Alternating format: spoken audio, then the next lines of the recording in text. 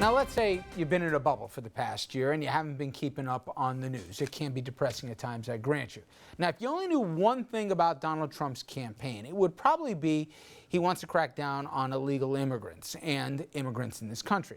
He wants to do so with a couple ways. Remember that wall? Well, he wants to build a big one. By the way, Mexico is going to kite a nice check for it. He also wants to deport millions and millions of people, all thanks to quotes like this from 14 months ago. People that are from all over that are killers and rapists, and I mean, they're coming into this country. So you would cut off business or impose tariffs unless they built the wall? I would do something very severe unless they contributed or gave us the money to build the wall. I'd build it. I'd build it very nicely. I'm very good at building things. A huge wall. Now, that is the Trump everyone associates with the immigration policy. Apparently that was then and this is now. Last week, Trump's positions began to change, some would say soften. That is, he considered quote-unquote legalization for illegal immigrants. Then, on deportation, Trump's new campaign manager said Trump's policies were, quote, to be determined, end quote. Even Trump himself began saying his position on immigration could, quote, be softening. Now, Trump's got a big speech, as I said, on immigration planned for tomorrow night in Arizona, obviously a state where this is a huge issue.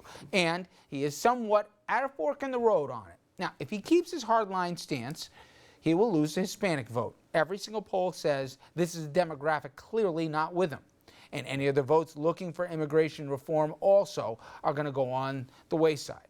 But if he softens his position on deportation and building wall, again, a position he mocked his opponents during the primary if they took anything that he considered weak-kneed, he will run the risk of offering the same plan that Jeb Bush did and that Trump savaged in those primaries, leading to this comment from Mr. Jeb Bush.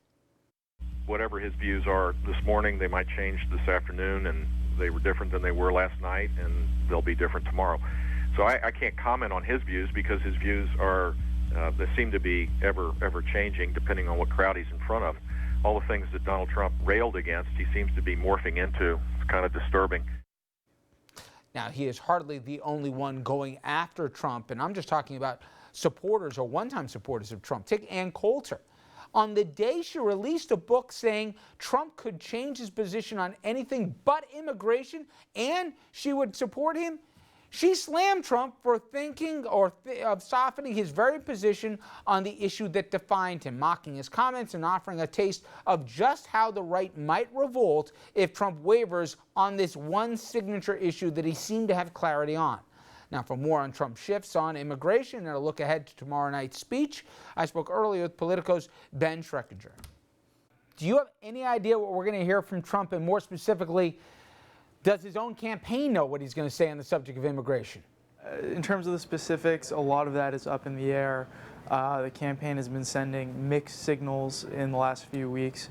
I think it's safe to say that in terms of tone, we're going to see a softer tone than the hard line Trump took in his announcement speech back last June and throughout the primary process.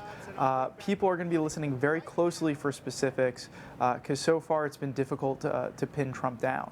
The genesis of this, certainly Trump is hardly the first candidate who pivoted from a primary position to a more middle-of-the-ground one in a general. But it did seem to be, if not ill-thought, kind of off the cuff. He was in a town hall meeting with Sean Hannity where this first came up. There were even some catcalls from the audience. And then again, at the second time he brought it up, how fully formed was it? And how much scrambling has there been since he first said that he'd take another look at immigration and his policy of having the Mexicans build a wall along the border and deporting every illegal out of the country, how it's evolved to whatever it is right now? It's clear that the campaign's policy is not fully formed because they're not giving specifics. Some of what they say seems to contradict other parts of what they say. Trump had been scheduled to give an immigration speech in Colorado a couple of weeks ago. They kicked the can on that.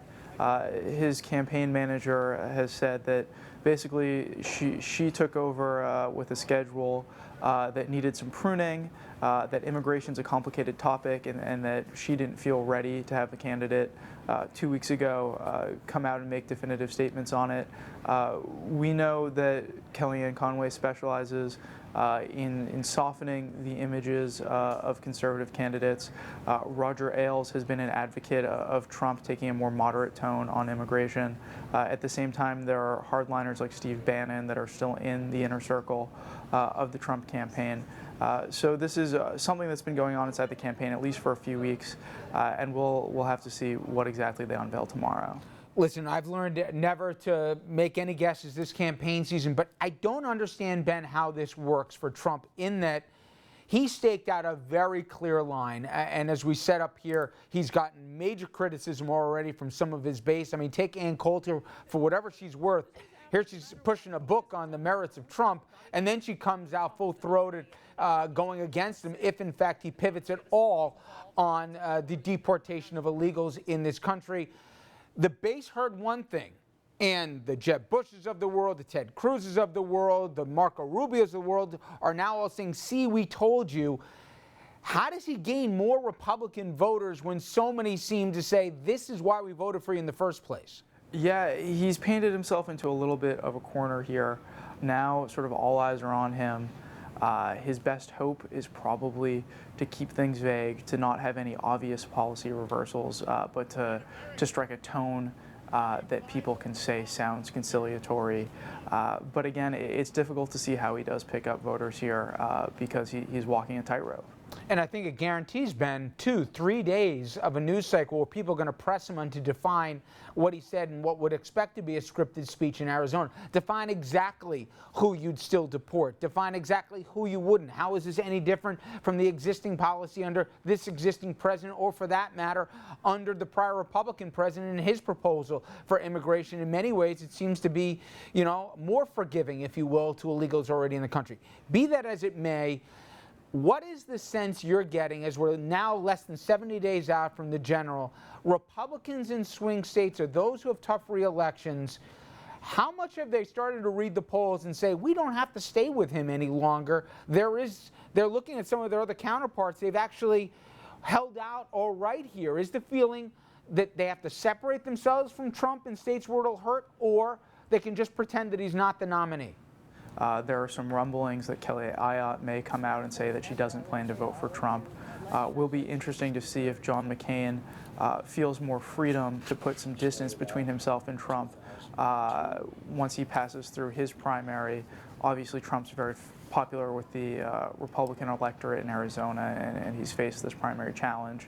I think the real test of it will be if and when Trump is again embroiled in a really major controversy, and if some of those gubernatorial candidates, some of those Senate candidates start to peel away.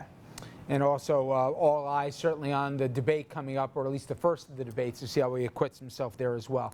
Hey, Ben, I appreciate the time. Thank you so much. Yeah, thanks for having me. And I like, by the way, that he says not if, but when Trump gets into his next controversy. It'll be interesting how they handle that. Okay, we come back.